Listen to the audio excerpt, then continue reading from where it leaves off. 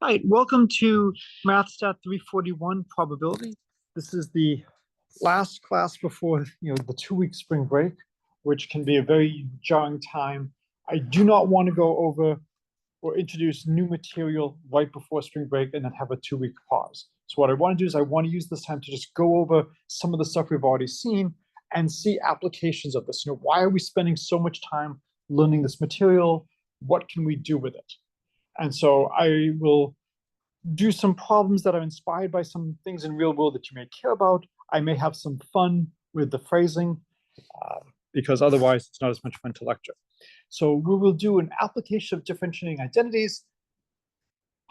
Please at least humor me, and at least half of you say you've heard of Darth Vader. Yes? Okay, good. Thank God. So I will do a problem that I'll call the Darth Vader problem and a generalization that I'll call the double sixes problem. How many of you have heard of the marriage or the secretary problem? Okay, if you've heard of it and you know the answer, you become mute when we get to that part of the lecture, so do not spoil it for people who haven't seen it before.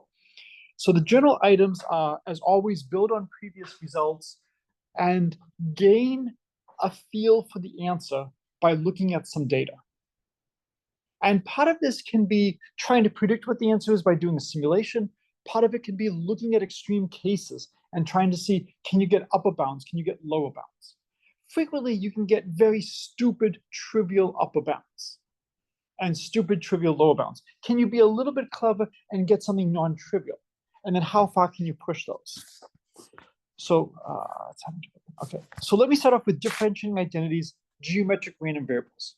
One of the things that you should truly love is that different subjects have slightly different definitions for the same quantity.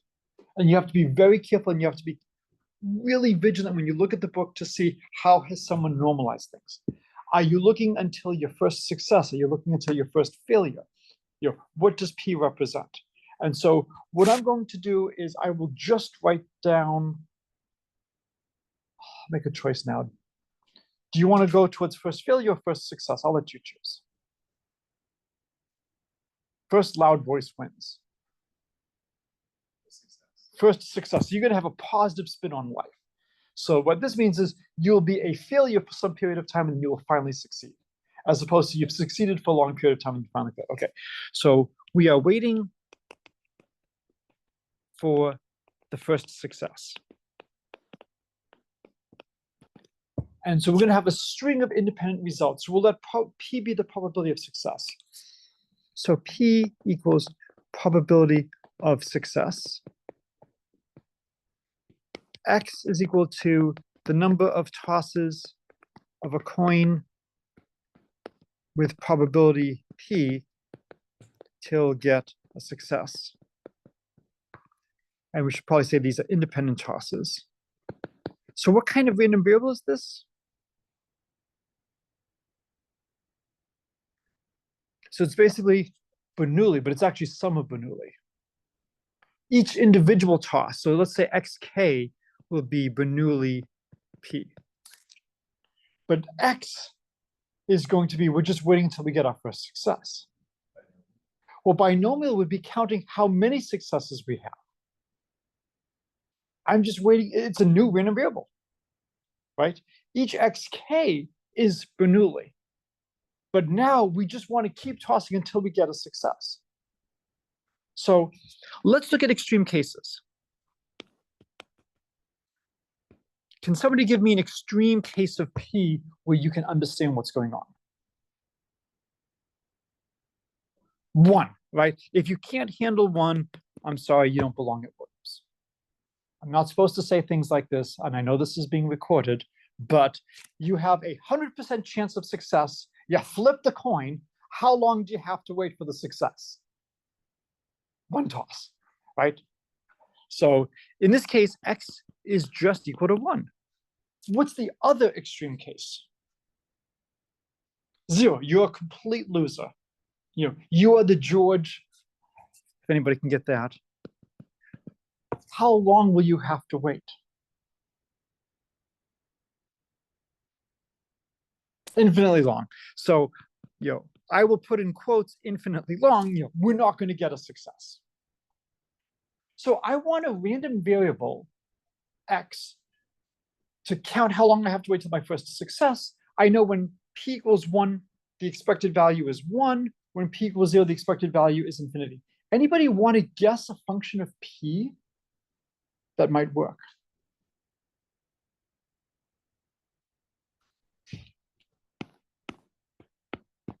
So as p goes to 1, what happens to the expected value of x? Does it go up or down?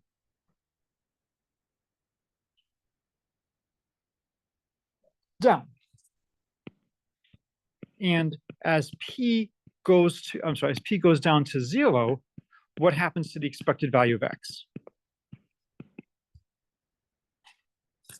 It goes up to infinity. And here it's going down to 1. If you want, I could actually put a subscript p on x to just alert myself to the fact that this is a random variable where p is the key parameter. So maybe I'll call this x sub p and just put p's everywhere to remind myself that it depends on p. So can you give me a function that goes to 1 as p goes to 1, goes to infinity as p goes to 0, and as p is going down to 1, it's getting small. As p is going up to 1, it's getting small. As p is going down to 0, it's getting larger. 1 over p. So maybe the expected value of xp is just 1 over p. We'll prove that that's the case if I've normalized things correctly. But just by looking at the extreme cases, getting a feel for the behavior, this is not an unreasonable thing to posit without doing any high-level math. Just looking at the extreme cases, here's a function that satisfies this. Unfortunately, 1 over p squared satisfies that.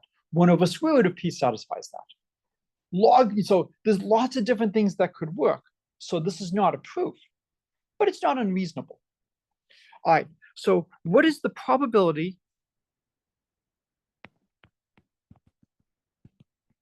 that, say, xp equals n? So it takes n tosses before you get your first success. So when does your success happen? Which toss?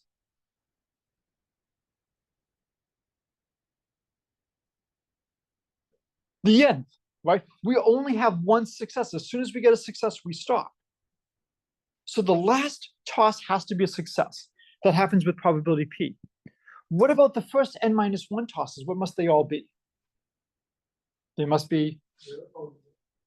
No, well, what must they be? What result must they be? Success or failure? They must be failures. And what's the probability of a failure? 1 minus p. So this is the probability, and it's going to be to the n minus first power. This is the probability that we have our first success on the nth toss. And if you check the sum of the probability that xp equals n, and goes from 1 to infinity, does equal 1. So I'll leave that as an exercise for you to play with the geometric variable. We're starting our sum at 1, not at 0, but notice we have an n minus 1. This is why you can see people sometimes have slight differences in terms of how they want to define things. In terms of, I've got this factor of 1 minus p to the n minus 1. I don't really like having an n minus 1 power, but you live with it. All right, let's calculate the expected value of xp. That's going to be the sum, n goes from 1 to infinity, of n times the probability xp equals n. So it's the sum, n goes from 1 to infinity, of n, 1 minus p to the n minus 1 times p. Can I extend the sum down to 0?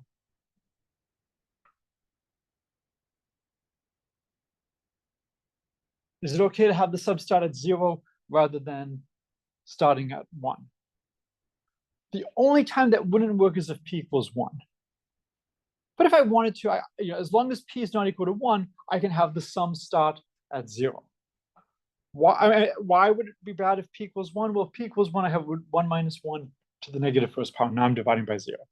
So this is the same as the sum, n goes from 0 to infinity, of n 1 minus p to the n, and then I have a p over 1 minus p outside if p does not equal 1, or it does always equal the sum, n goes from 1 to infinity, of n 1 minus p to the n, and then I can pull out a p over 1 minus p.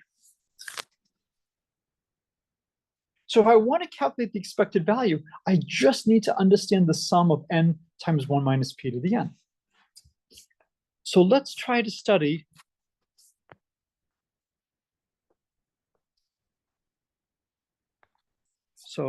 we need the sum, n goes from 1 to infinity, of n 1 minus p to the n.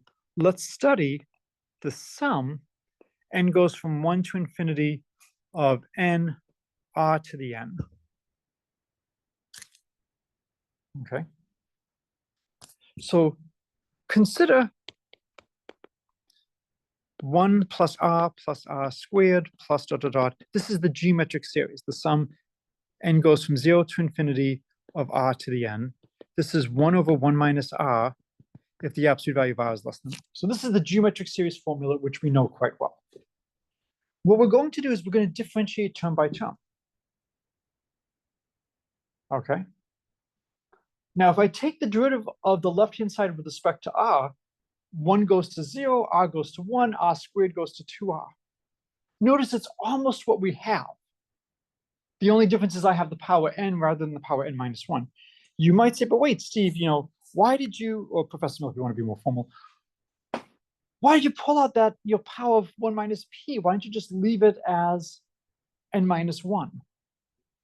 It's which sum do I want to have stored in my data bank? And I like having it stored with all the powers appropriate. And then you can just play some small algebra tweaks to get whichever one you want. There's multiple ways through the algebra. It's what kind of results do I want to extract? Depending on how you define things, you may or may not have the n minus 1, you might just have an n. So that's why I want the clean formula where you sum it. So if I take the derivative of both sides with respect to r, then my power is 1 too short. So like we've done before, I take the derivative with respect to r, and then I multiply by r. And I don't worry about justifying the derivative of the infinite sum is the infinite sum of the derivatives. This is a pre-core class. We can do that, and it's on me. All right. This is the geometric series. The geometric series has enough decay. You can justify this. Anybody wants, happy to talk about how you would justify it.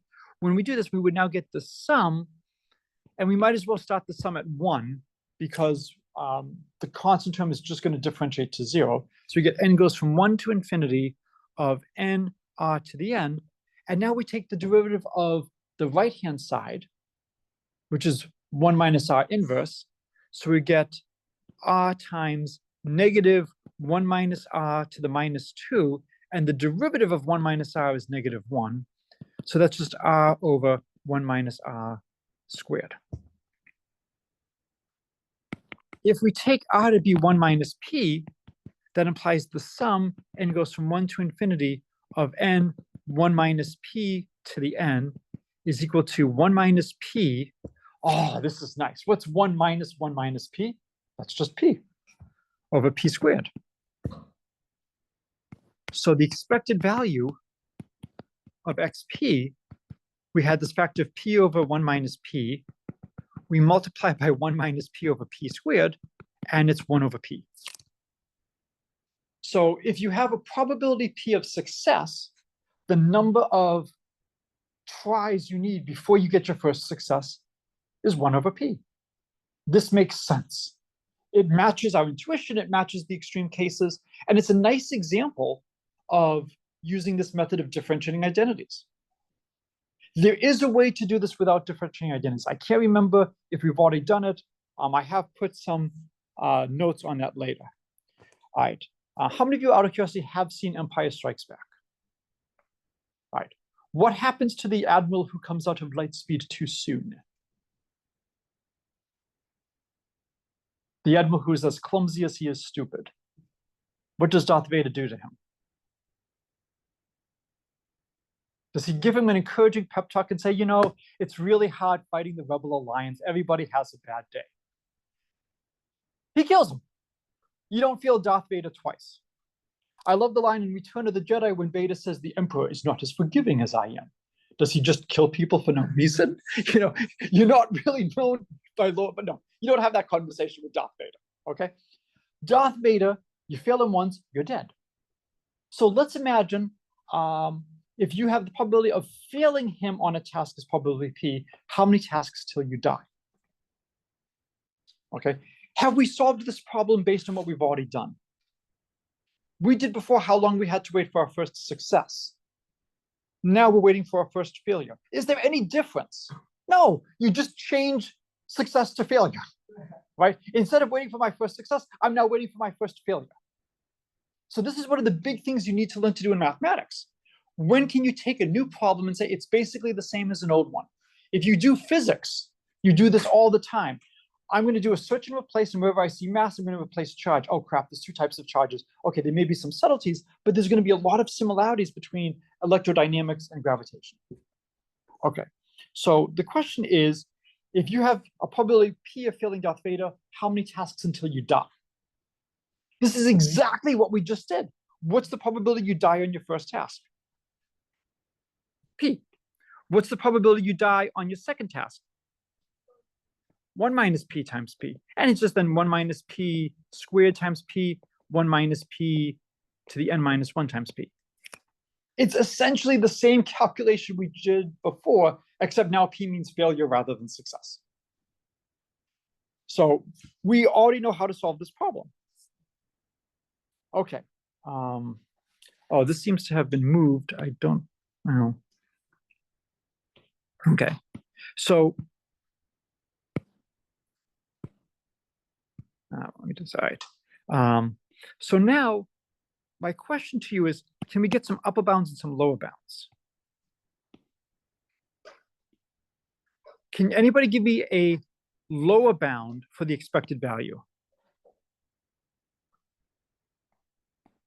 For how long we have to wait. Now, we've actually already calculated this, right?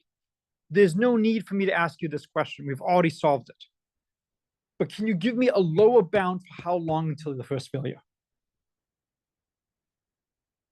It's okay if the lower bound is stupid. Yes. Like the first failure happened at N1. Yes, good. So lower bound is 1. Let's see if we can get a better lower bound. So, oh, crap. So it's lowered all the exponents, which is annoying. Or at least it's lowered some of the exponents. Okay, so that should be a squared up there. So when I'm looking at this, I want to try to find a way to get a understanding of this. We showed how to do this using calculus. Let's imagine we don't know calculus. We don't know that stuff. We want to analyze the sum. Can you give me a sum that's related to this that we could solve? Instead of having the coefficients 1, 2, 3, 4, 5, can you give me a related sum that will be smaller?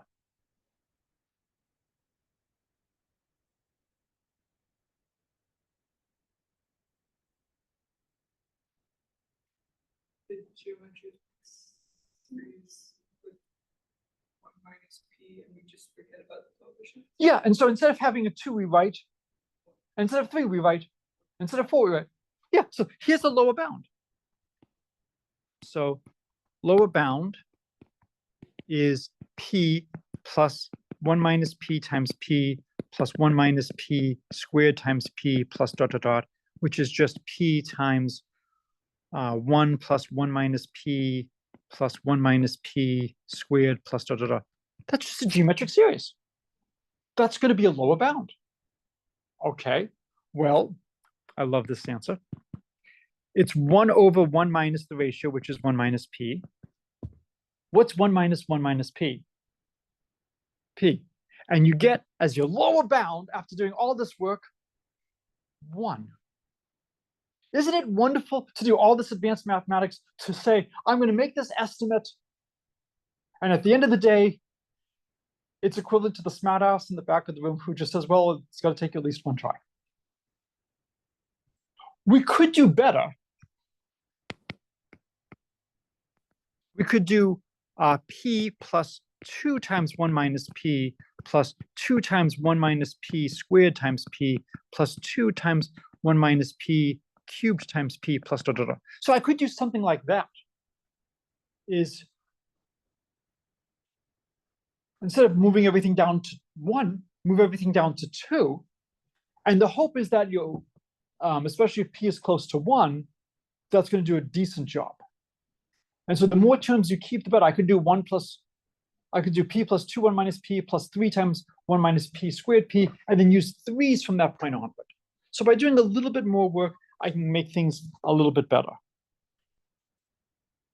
Okay, so over here, we've been talking about the expected value. And so we did the lower bound. Let's do an upper bound. So can you give me a sum that's larger than this term by term that we can do? So before we made 2, 3, 4, we moved them all down to 1. So instead of moving them down, what should we do? Move them up. Can we move them all up to the same number? No, because unfortunately those numbers grow. So the further down you go, the more you have to increase them. So the numbers 2, 3, 4, what would you like to increase them to?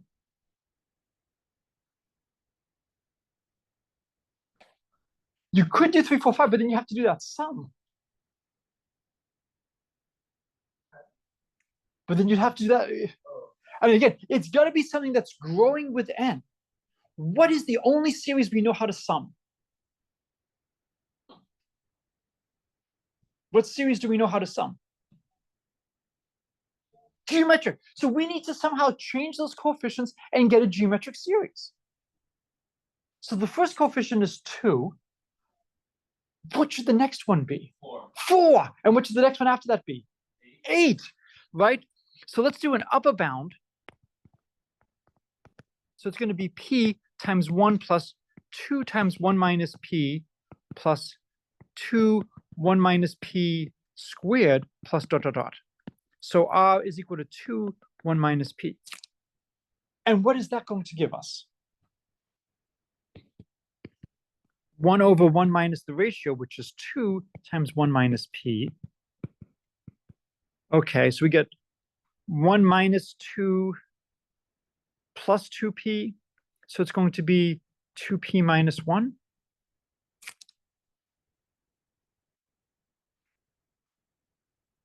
Does this make sense for the upper bound?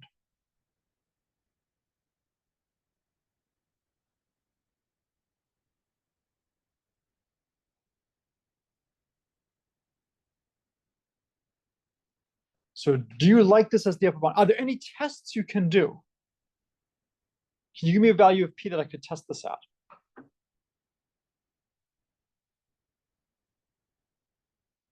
Give me extreme values of p. What's a good extreme value of p? Okay, so if I take p equals 1, is that good? Yeah, if you have a probability of failing immediately, Darth Vader is a perfectionist and no one's perfect, you're going to die immediately. Makes sense. What's another value of p where you know the answer? 0. What would you get if you take p equals 0?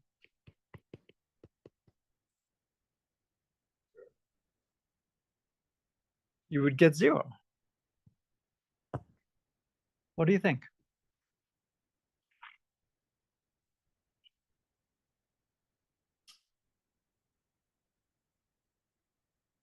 Does that make sense that it takes no tries before you fail?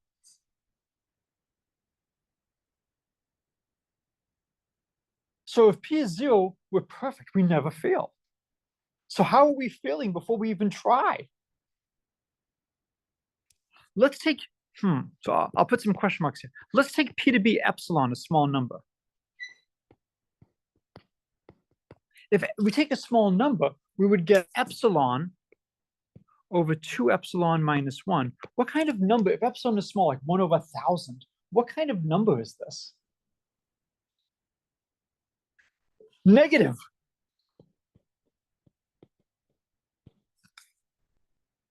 Maybe you're so good, Darth Vader brings one of your family members back to life.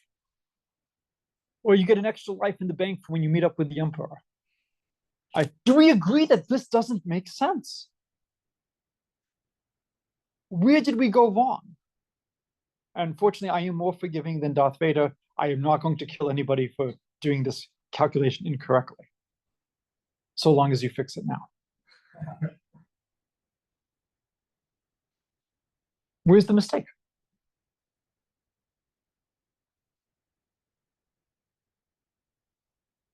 Before you use any formula, what do you have to do before you use the formula? If you're going to use a formula, what must you make sure is true? The conditions are satisfied. What formula did we use when we did this estimation? How did we evaluate the sum of 1 plus 2 times 1 minus p times the square of 2 times 1 minus p? What formula did we use?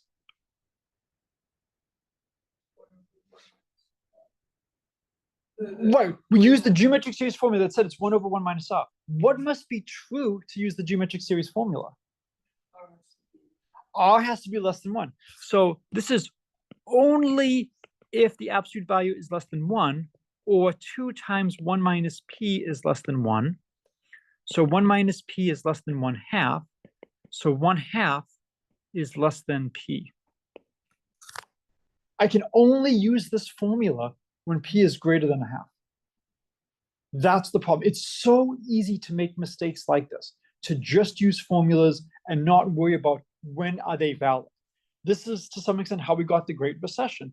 People used formulas. Oh yeah, they're independent. Are you sure?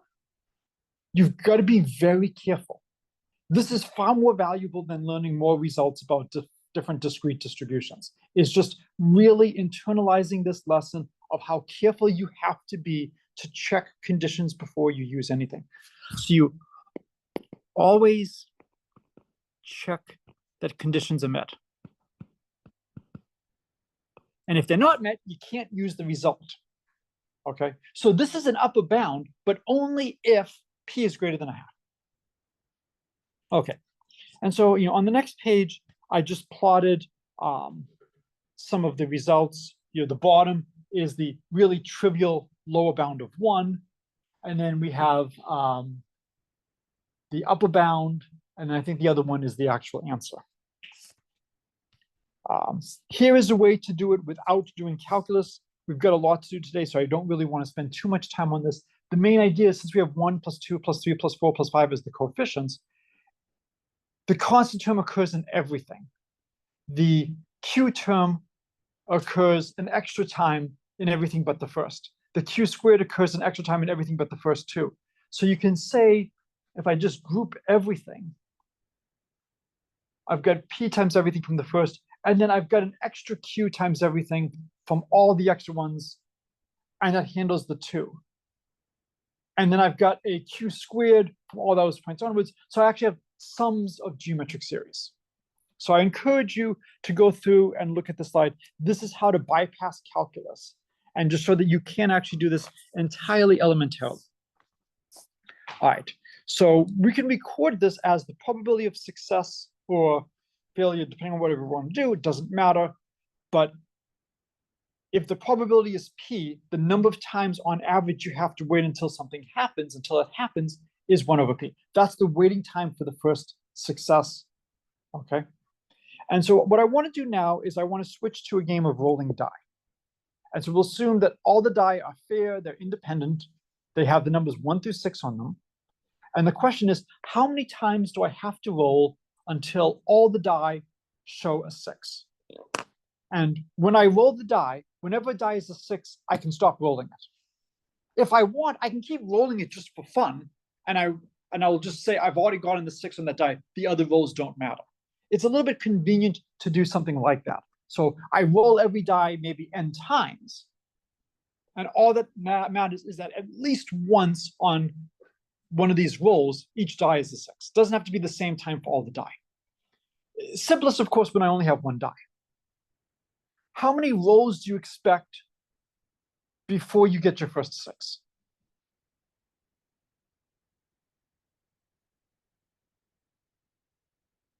What do you think?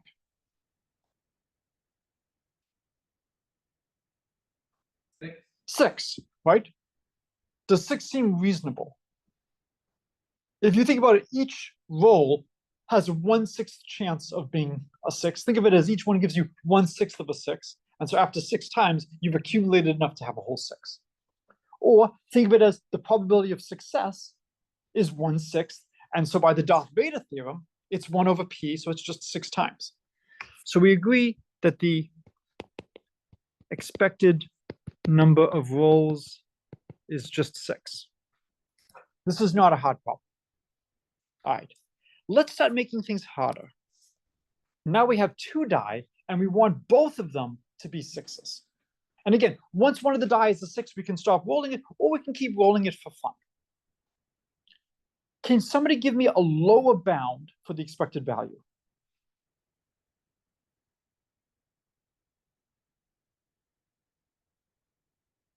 One. Can you give me a better lower bound for the expected value?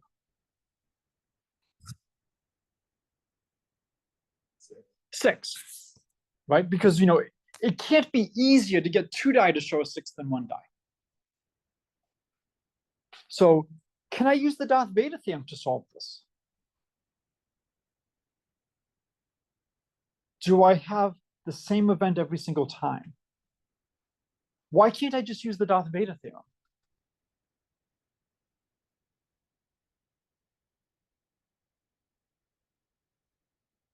So sometimes the event is rolling 2 die and Good. hoping either one to be a 6, and sometimes you have to have one specific die be a 6 if you've already got the other die.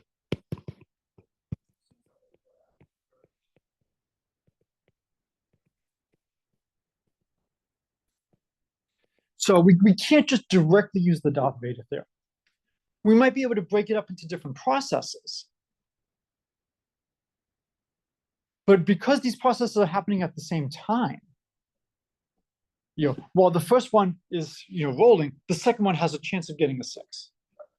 Okay, so upper and lower bounds. So lower bounds, there's the stupid 1, because it has to be 1 roll. There's the better 6. Just forget about the second die.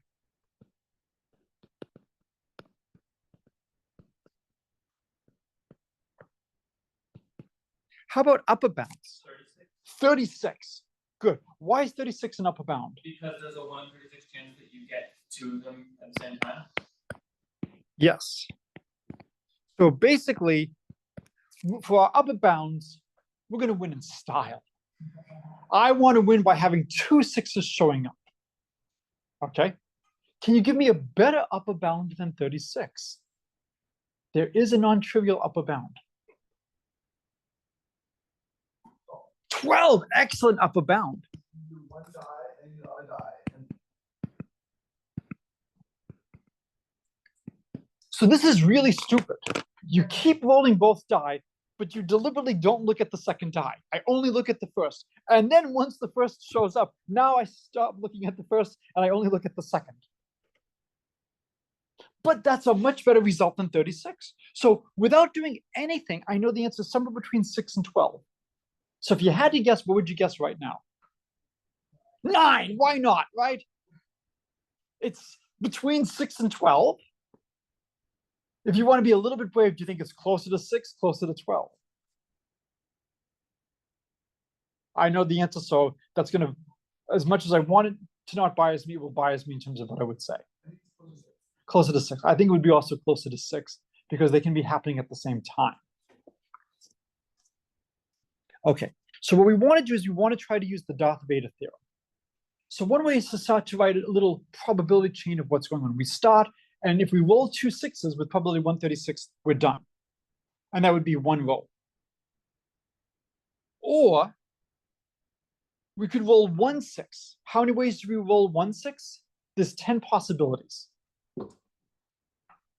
Well, the easiest way to see that is there's 25 ways to roll no 6s. 5 for each die is 25. We know there's 1 way to roll 2, that's 26. There's 36 possibilities, so it has to be 10. You could also, of course, calculate 10 directly, but that's one nice way to calculate it. So 10/36 of the time we roll 1 6, and then from this point onward, it's now just the 6s game. And we know what goes on there. We know what the expected value is. And then if we roll no sixes, we've actually just started the game all over again with one extra roll.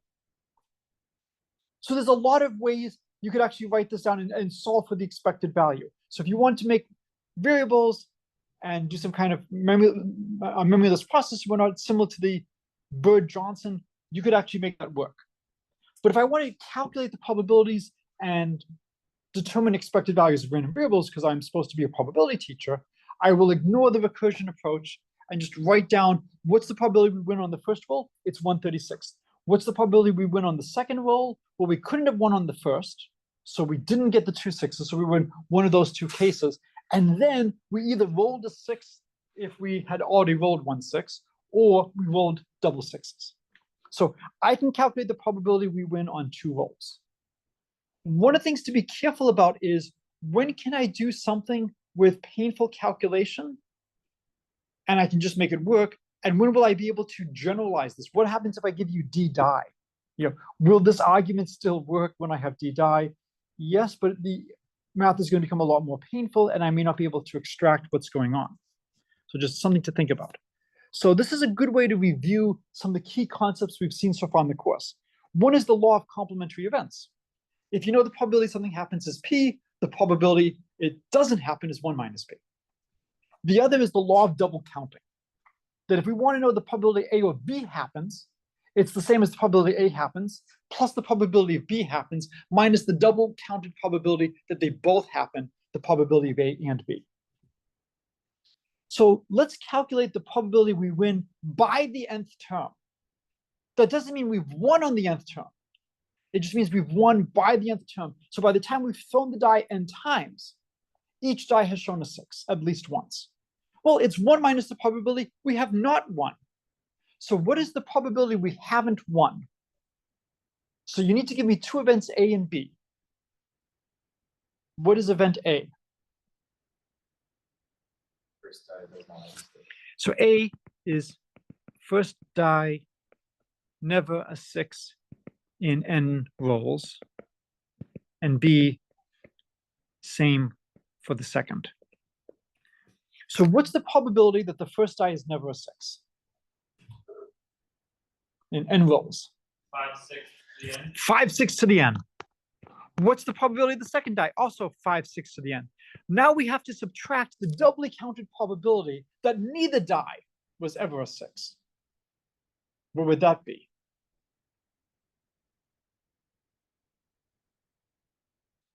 Is it 5 6 to the 2n? It is 5 6 to the 2n. I don't want to say it is 5 6 to the 2n, though. I want to say it slightly differently. I want to move the 2 inside and say it's 25 36, right? It's 25 36 to the n. Your answer is correct, but I like to view it this way. Now, if you look at this, it's a little bit involved, but it's still just nice geometric random variables. I'm beginning to think I might be in a situation where I can use the DarthVader theorem. I might have sums of integers times r to the n. And so now, if I want to calculate what's the probability we win by the nth term, it's 1 minus the probability we don't win. That's not that bad. And this is a great concept in probability. If you know the probability that you've won by the nth term, and you know the probability you've won by the n minus first term, if you subtract, you will get the probability you won exactly on the nth term. This is using the CDF to get the PDF. And it's the PDF we need to calculate expected values. So it's sufficient to calculate the probability we win by the nth term, and we subtract off the probability we win by the n minus first term, and we just have a bunch of differences of exponentials. Well, we can simplify them a little bit. We have 5 6 to the n minus 1. That's the same as 5 6 to the n times 6/5. So now I've got everything to the 5 6, and I can play some algebra games. And so when you finish the algebra games, you get the probability you win on the nth term is 2 6 times 5 6 to the n minus 1 minus 11 36, 25 36 to the n minus 1. And so here, I think the reason I chose to do it this way was this then matches the probabilities with the n minus 1 as the exponent rather than the n as the exponent. I think that's why I chose to do it this way. One of the nice things is you can do lots of trials. So I wrote some code to experiment. And as we do more and more trials, it's converging very nicely to what the theory would predict. You know, at 100,000 trials, it's almost perfect. You know, it's amazing how fast stuff like this converges. The code is not too bad, so I wrote some, you know, very simple code to, you know, play the game and simulate what happens. And now I'm not going to go through all the details, but if I want to calculate the expected value, it's just n times the probability. Well, each one of these I can now solve by using the DarthVader theorem. So I'm not going to go through the algebra, but you get 96/11ths or 8.7. And what can you tell me about 8.7? You can't have it with the rolls. Well, but you can on average. Smaller than 9. It's closer to 6 than it is to 12. Okay. So, you know, again, there's a nice answer, which is great. We can do it using elementary mathematics. We took a theorem that we already had and we applied it. We had some intuition as to what the answer should be. You know, we initially had it was between 1 and 36. Then we got a little bit clever and it was between 6 and 12. And so maybe around 9 and maybe a little bit closer to 6. All of our intuition worked out. As a nice aside, and I might be doing this with my other class, is what happens is you have more and more die. We know it's going to grow at most linearly in the number of die, because you can always be an idiot and say, I'm not going to look at any die until I roll 6, and then I'm going to look at the second die, and then I'm going to look at the third die. So we know if there's d die, it's at most 6 times d. Do we really think it's growing that badly? And so how do you think it grows as the number of die increases? And this is how you get to research. Now, the next thing is to justify your existence. Why might you care about something like this? Think of it as maybe you have some kind of system, and as soon as you roll a 6, that system breaks. How long do you expect to last until you have a system failure in each place?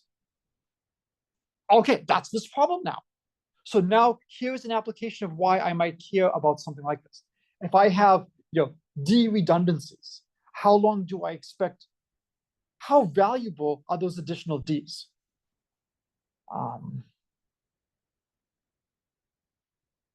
I will risk saying this with this being recorded. There's a famous problem called the museum guard problem. What do you think the purpose of a museum guard is? To protect museum. In particular, right, and what are they trying to stop? Stealing art, or even destroying and defaming art. Now, as you hire more and more security guards, especially if you have lots of rooms, the marginal utility of each security guard you hire, and I'm trying to speak to the econ people here, is great. What happens after you have a lot of security guards? What happens to the marginal utility? It becomes very small. In fact, it might even start getting in each other's way. We'll hope that that doesn't happen. But it gets to the point where at some point, you're willing to sacrifice a little bit of loss because that's better than hiring more people. The gain that they're giving you, you're not going to spend money and hire 2 billion security guards to protect the clock. Okay? Not even considering the fact that we can't even physically put them all in. It makes no sense to spend that much to protect what the clock has.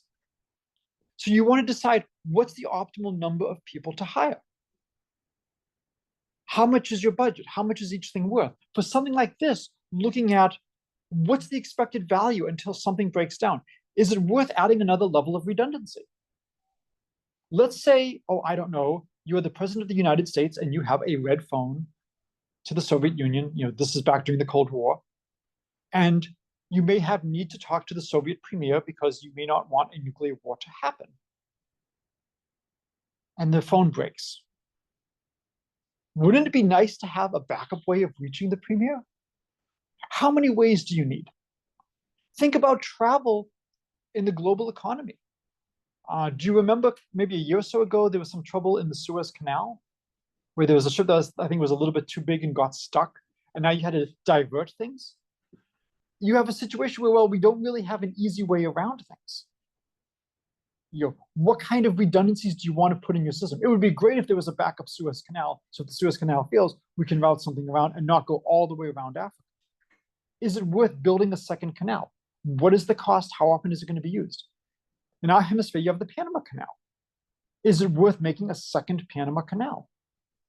So when you have a problem like this, it's great to calculate what's the expected number of events before we have a failure in everything. And then you could see what would be the expected value if we put in one more level of protection. Is it worth it? So just trying to give some examples of why we might care about stuff like this. So just big takeaways from what we're doing. For the Darth Vader theorem, not only do we know that the wait time for the first success or failure, depending on your point of view, is 1 over p, we actually have an infinite sum that we've evaluated. And that infinite sum arises in a lot of areas of mathematics. It's nice to just extract this. You can evaluate this elementarily without calculus, but you can also use this idea of differentiating identities, which we've been covering. This is another application. It's all tied to calculating expected values. The next thing, of course, is you could calculate the variance. I know the expected value. How much higher or lower do I expect things to be? What do I expect the standard deviation to be? We use the law of complementary events. If something happens with probability p, it doesn't happen with probability 1 minus p. Frequently, one thing is easier to compute than another. Rather than computing the probability I have at least 1 6, calculate the probability you have no 6s and subtract that from 1. So really, whenever you're doing a problem, think about this. We have the law of double counting. The probability A or B happens is the probability of A plus the probability of B minus the probability of the double counting. And then the last is, sometimes you just have to know how to work with the algebra. The more you do, the easier it is. Take a piece of paper, try something. If it's not working, set it aside, try something else. I was talking with somebody in the class yesterday, and I guess I have not yet given you my view of how having a young child is similar to doing mathematics. So you have a baby, the baby is crying. What do you do? There's more than one right answer. Give me some suggestions. Hold the baby, good answer. We can do Family Feud, yes. Hold the baby is up there. What else? Feed the baby. What else? Yes, amazingly, people forget that, including myself when I was first looking at babies. There's lots of different things you can do. Thankfully, no one said shoot the baby, which sadly has been said in previous years. Okay, and just for the record, because that is being recorded, that is never the acceptable answer. You have a list of things to try, and you just methodically go through your list. So whenever you see a problem, it's what techniques do I have? What can I throw at this problem? After a while, you get good at things, and that's the I'm hungry cry. That's the I need a new diaper cry. That's the I don't want to watch the Red Sox lose another game cry. Please change the channel. You start to recognize the slight differences. It's the same when you're looking at algebra. It's the same when you're doing problems. This is going to be an easier calculation than something else. This looks like it's going to be an integration by parts. This looks like it's going to be a U substitution. You start to get a feel for what to do. But if you don't know what to do, try everything. Just go through your list. What do I know? What can I throw at it? What is this similar to? If you can methodically think about problems like this, you will have a greater chance of success. All right. If things work out, we should have just enough time to do the following. I think this is a snapshot from a version of this lecture I gave in 2017. My daughter might have been joining me that day in class, and so she was kind enough to let me borrow some of her figures. Some of the figures are mine. That one in particular, that's Lieutenant Commander Data. And so I think a couple of you have heard of the marriage or secretary problem. So I will just see. So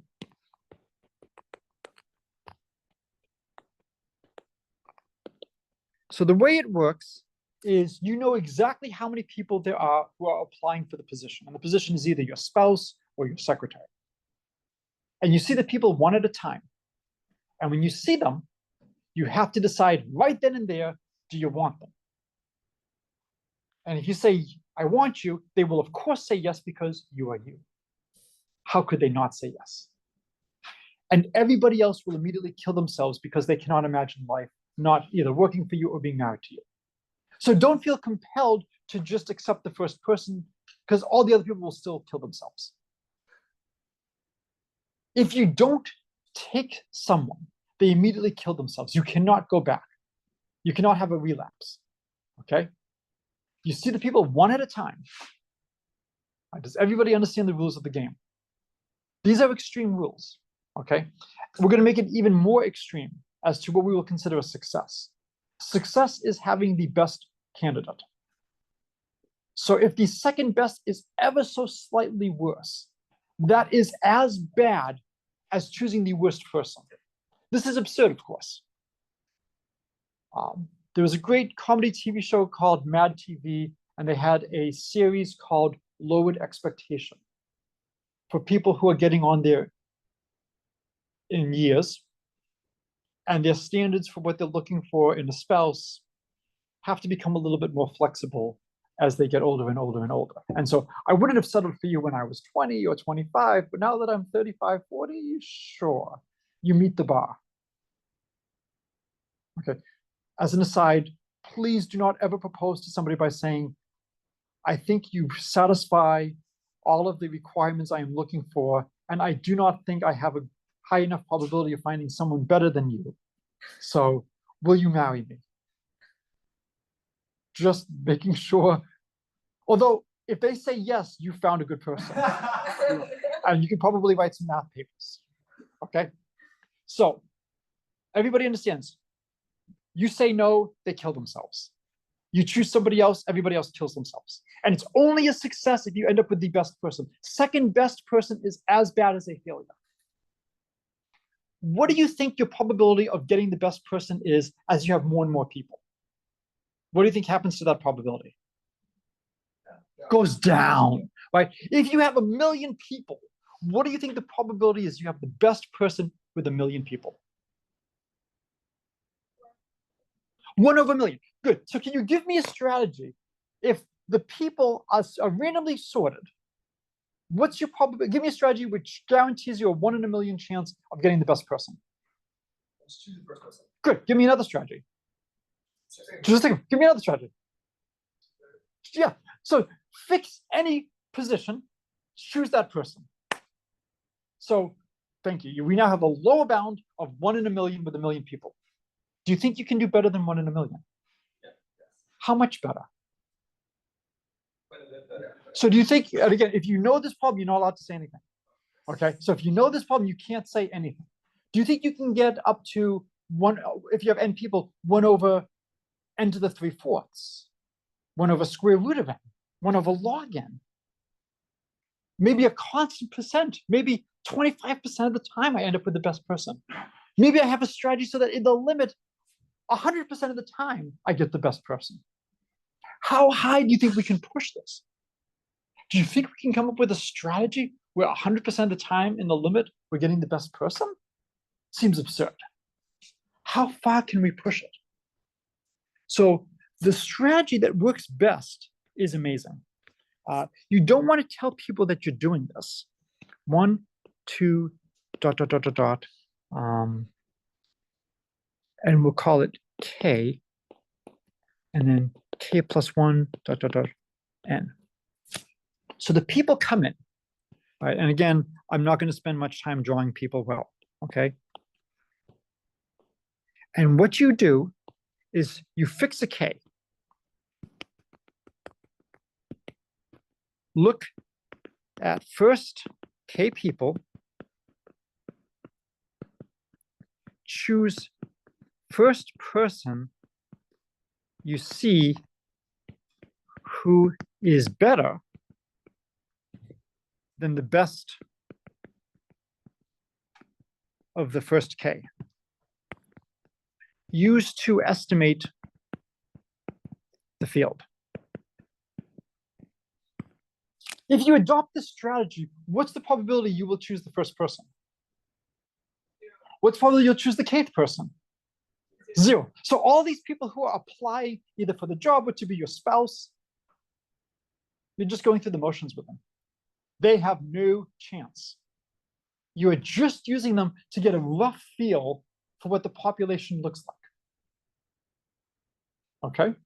What if there's all the people after are not better than the first K? Then you end up with the last person and you lose. Right? So no matter what, when you get to the last person, you've got to take them. This is why a nice tweak of the problem would be, as you get closer and closer to the end of the list, you should probably start to adjust your standards. And so there's a lot of fun tweaks you can do to this problem. Okay, so if the best person is in the first K, what's your probability of winning? 0. So let M be the spot of the maximum value. If M is less than or equal to K, you lose. Will you win if M is between K plus 1 and N? Not necessarily. You might. So when would you win? I'll try to do gold for the best person. First person who's better than all the first people is also like M. So M is clearly going to be better than the first K. And it's going to be better. Well, if M is the best person,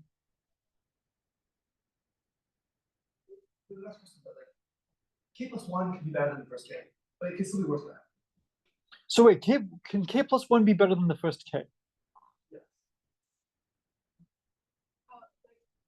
Like M is Well, we know M is the best. So if we make it to M, we'll choose M and we win. We just have to make it to M. If K plus 1 is better than the first K, then we're picking K plus 1. Good. So if K plus 1 is better than the first K, we pick K plus 1. What if K plus 2 is better than the first K? So over here, I'll put an M minus 1. This person has 4 arms, 3 legs. Okay.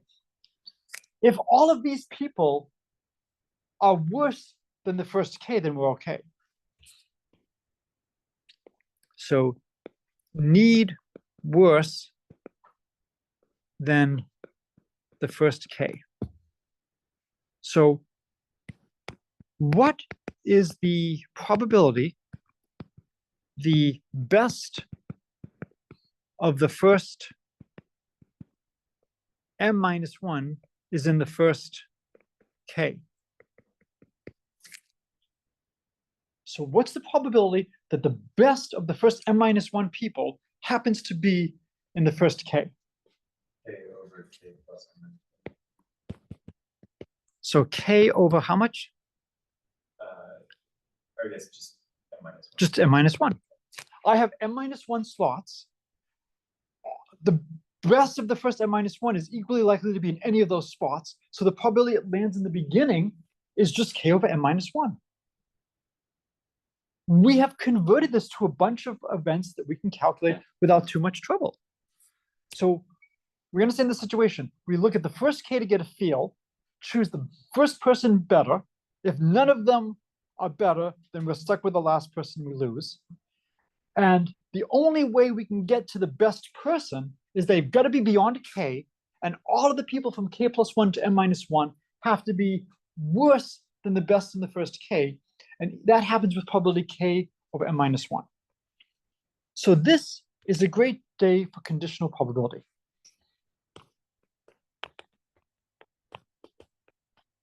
So the probability we win, so we sum over M. Where could M be? It could be at K plus 1 and can go all the way up to N because we have capital N people. Okay. And I don't have to worry about M being less than K plus 1 because if that's the case, then we're going to lose. So if I'm calculating the probability we win, I only have to worry about M from K plus 1 to capital N. Okay. Now, the probability we win is the probability that the best of first M minus 1 is in the first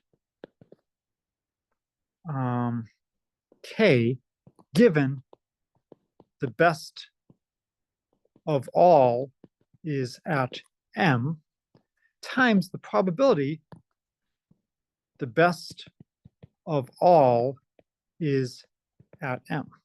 I'm doing this as a conditional probability. I break it up into where can M be, and then what's the probability that the best of the first M minus 1 is in the first K? Well, what's the probability that the best of all of them is at M? 1 over n. It doesn't matter what little m is. So I can pull that out, that this is just going to be 1 over n.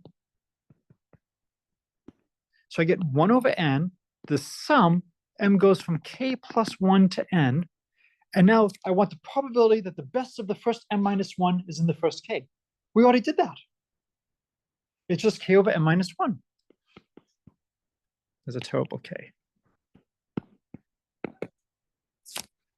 So now we just need to sum this. Does the sum depend on k? A little bit because of the lower bound, but I can pull out a k. So this is just k over n times the sum m equals k plus 1 to n of 1 over m minus 1. And I know sometimes it's hard to understand what these sums are, so let's just write it out. When m equals k plus 1, we get 1 over k. When m equals k plus 2, we get 1 over k plus 1, 1 over k plus 2, and the last term is going to be 1 over n minus 1. Does that sum look familiar?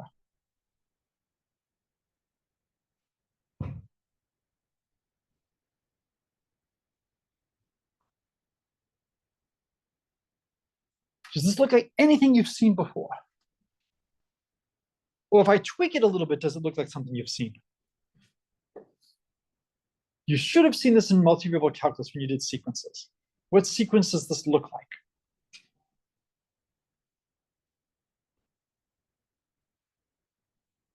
Do you normally start summing at k? What do you normally start summing at? 1. All right, so let's start summing at 1. So it's k over n, and it's 1 plus 1/2 plus 1 over n minus 1, and then subtract 1 plus 1/2 plus 1 over k minus 1. Oh, do those sums look familiar now?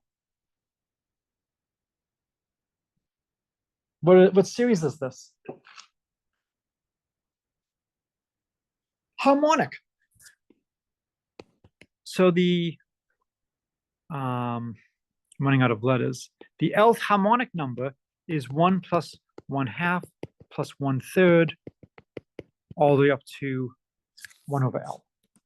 So this is just going to be k over n, and then we'll have the harmonic number n minus 1 minus the harmonic number k minus 1. Okay. So all of a sudden, we're really lucky. This is where the miracle happens, is that not only are these harmonic numbers, but we actually have a formula for harmonic numbers. And so the harmonic numbers,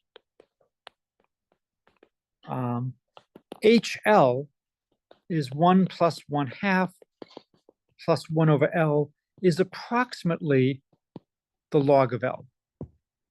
And to see this, note HL is approximately the integral from 1 to L of 1 over t dt. Or we'll maybe do 1 over x. We normally use x as a variable, right? We approximate a sum with an integral. What is the antiderivative of 1 over x? Natural log of x. So this gives us the natural log of x at 1 and L. The natural log of 1 is 0, so you get the natural log of L. So when we look at h of n minus 1 minus h of, I think it was k or k minus 1? K minus 1. I'm going to just call it h of n minus h of k. I'm going to ignore the minus 1s. For me, you're you. Okay, you're going to have thousands of applications to be your spouse, to be your secretary. So this will just simplify the algebra a little bit. I'm going to just forget about that. Either that or just replace n with n plus 1 and k with k plus 1. Okay, so if I look at that, that gives me the log of n minus the log of k, or the log of n over k.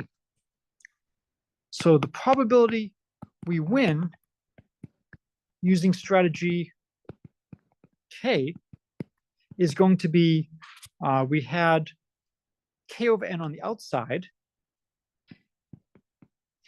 log n over k. Right. Well, what's nice about this is you only have the ratio k over n appearing. We want to figure out what is the best choice. So k should depend on n. What's the best choice?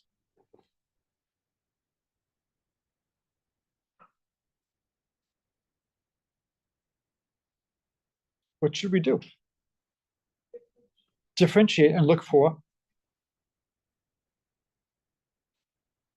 anything else we need to do. Thank you. Right, good. I can stand down. Right, so we differentiate. Now let's make things nice. Let's let k equal x times n. Trying to figure out what fraction of n do we want. And if we do that, we get this new function f of x. So k over n is just going to be x. And then we're going to have the natural log of n over k. That's going to be the natural log of 1 over x. What's the log of 1 over x? It's just negative log x. So we get negative x log x. So for the endpoint, so I'll do this as a new slide. So we have f of x is negative x log x. Endpoints are x goes to 0 and x goes to 1. As x goes to 0, what's the probability going to go to?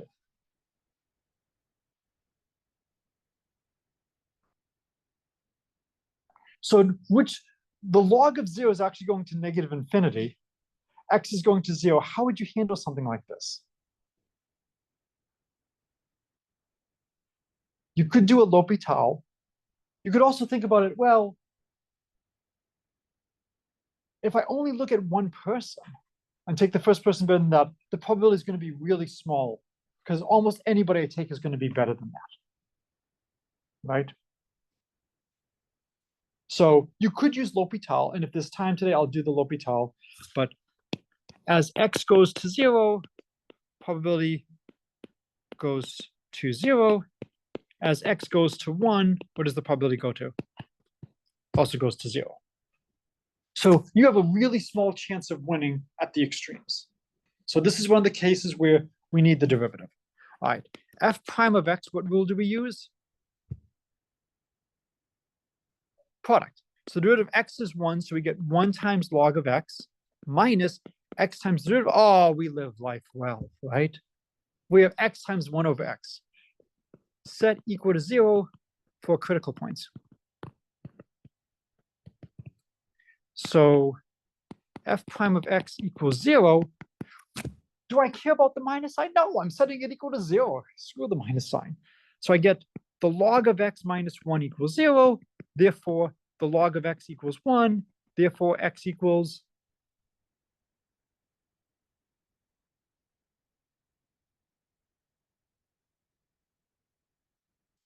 I'm about to say I might have. Oh, there's no minus sign here. That's a plus sign. Sorry. The log of x equals negative 1. What number has a logarithm that's negative 1? I want a natural log to be negative 1.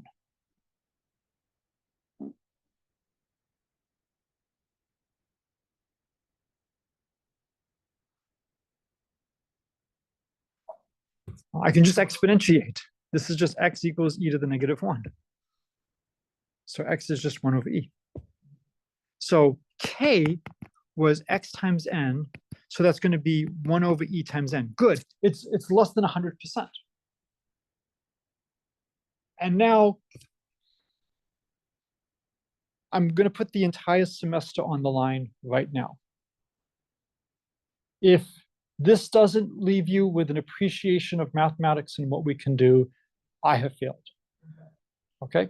I'm going to risk it all on the next line.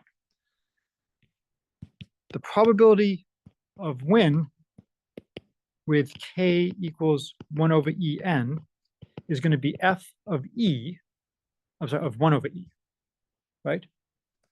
That's going to be negative 1 over e log of 1 over e. What's the log of 1 over e? It's 1 over e. That's greater than a third. you have over a 1 in 3 chance with 1 million people of getting the best person by just looking at the first 1/e% and taking the first person better. That is absolutely amazing. And if you're willing to tweak it a little bit to, I'll consider it a success if I end up with one of the best 2. I think you can show it's over 50%, or it's at least around 50%. If you want to say, I want to be in the top 1%, it's phenomenal how well this strategy does. To me, this is absolutely amazing. You look at this, it's like, well, I don't know the order people are coming in.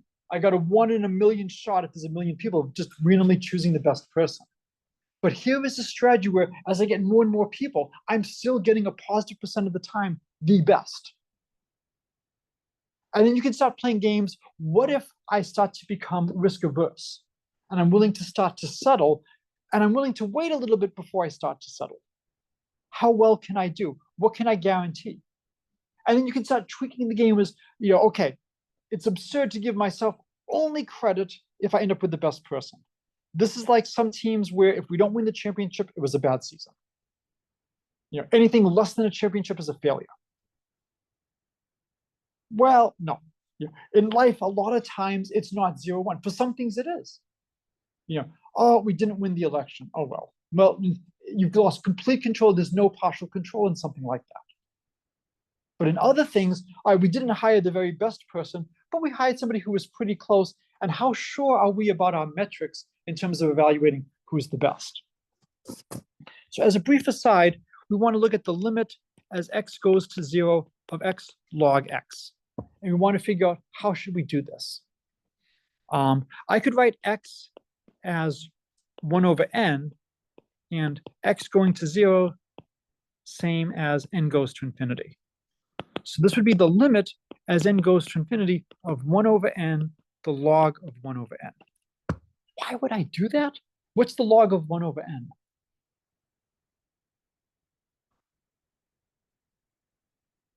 You gotta remember your log laws. The log of 1/n is negative log n. So this is the same as the limit as n goes to infinity of log of n over n.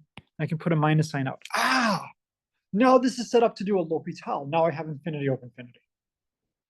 And so now you've made it when your name becomes a verb. You L'Hopital it. And this is the same as the negative limit as n goes to infinity. The derivative of log of n is 1/n. Derivative of n is 1. And that limit is just going to be 0. So yes, the limit as x goes to 0 of x log x does equal 0 as planned. So x is going to 0 much faster than log of x is going to negative infinity. So we saw today, a couple of what I think are fun problems. We saw the importance of looking at data and building some intuition. We saw that with the 6's problem in terms of trying to, and the DarthVader problem of trying to get a sense of upper bounds, lower bounds. We saw how careful you have to be before you use a formula. Whenever you use a formula, check and make sure are the conditions met. If they're not met, you can't use it. And then when we got to the marriage secretary problem, it should seem absurd that a positive % of the time you can get the best answer. And what we're doing is we are making a sacrifice. We are giving up a subset of our data in order to get a sense for the field. A lot of times people do this when they're trying to show that their theoretical model is right. They split data into even and odd years and say, we hope that the years behave similarly. We will use the even years to build our model and evaluate some parameters, and then we'll test it on data from the odd years, or vice versa. And so this is just a really good trick or idea to have in your mind as you go through things. So when we come back from break, I will reintroduce myself to you because it will be a while. And then we will then start working with special distributions. We'll start working with sums of random variables. But I hope this gave you a sense of how you can use stuff we're doing to actually solve problems that matter, both theoretical problems as well as applied problems. And just, if this doesn't give you chills, I apologize.